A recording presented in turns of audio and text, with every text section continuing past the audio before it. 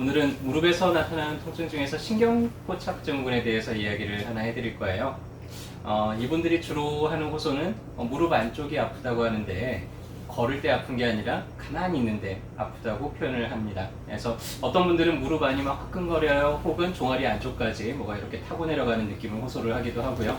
걸을 때는 또 멀쩡한데 가만히 있을 때 혹시 밤에 잔다든지 아니면 가만히 앉아 있는다든지 이럴 때 이제 무릎 안쪽이 아프다고 하면은 일단은 오늘 이야기 드릴 복제신경 포착증후군을 의심을 해보게 되는데요. 이게 어떤 질환이고 어떻게 감별을 하고 치료를 해야 되는지에 대해서 간단하게 정리를 해드릴 거예요. 일단은 무릎이 아프다고 하는 분들이 오시게 되면은 제일 먼저 해보는 거는 이거예요.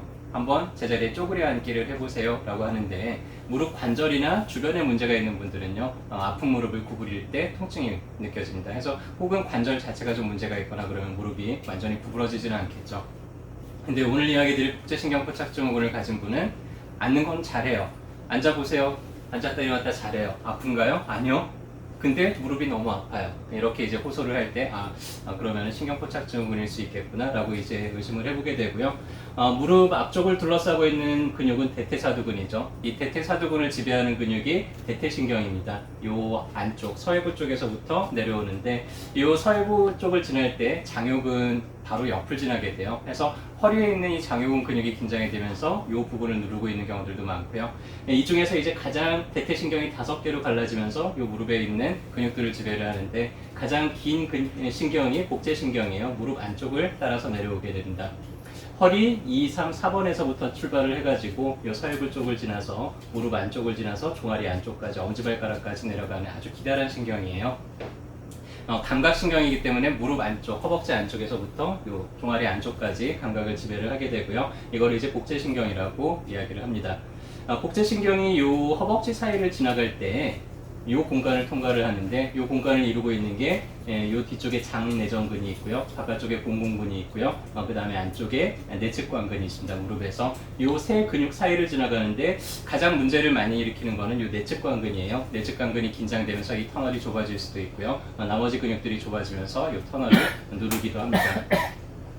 그래서 근육 긴장으로 인한 통증들을 보면은 내측관근이 긴장이 되면은 이 무릎 안쪽으로 통증을 일으키는데, 근육 자체가 통증을 일으킨다기보다는 근육 긴장으로 인해서 방금 본 복제신경을 포착을 하기 때문에 그렇고요. 다음에 장내전근 사이를 또 뚫고 지나가는데, 이 사이에서 포착이 될 때도 마찬가지로 무릎 안쪽으로 종아리 안쪽까지 이렇게 쭉 내려가는 이런 통증들을 호소를 하게 되죠.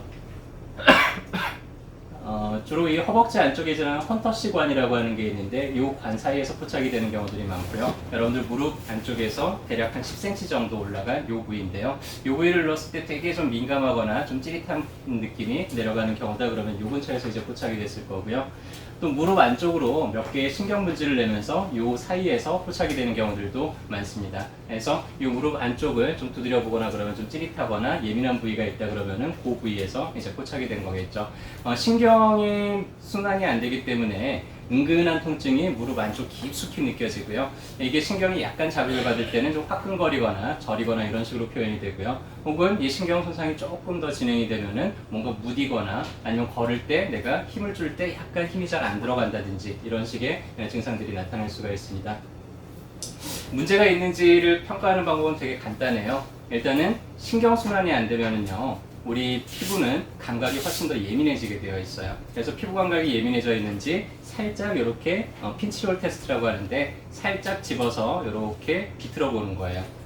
그랬을 때 만약에 여러분들 무릎 안쪽을 살짝 잡아서 꼬집듯이 이렇게 비벼봤을 때 한쪽이 되게 예민하게 느껴진다 그러면은 복제신경 포착이 있는 거고요. 실은 임상에서 상당히 흔하게 봅니다. 다른 질환하고 같이 더불어서 나타나는 경우도 많이 보게 되는데, 이 복제신경 안쪽 근육이 긴장이 되면서 복제신경이 눌려서 통증을 조금 더 개가해서 이제 느끼게 되죠. 그래서 이런 문제를 가진 분들은 일단은 근육 긴장이 선행이 되면서 신경이 눌려있기 때문에 해당되는 근육들을 좀 잘 풀어주는 게 우선이에요. 그래서 침으로 풀어주는 게 가장 빠르죠. 내측관근이라든지 봉공근이라든지 아니면 장내전근들을 긴장을 직접 침으로 풀어주면은 좀 더 빠르게 해소가 되고요.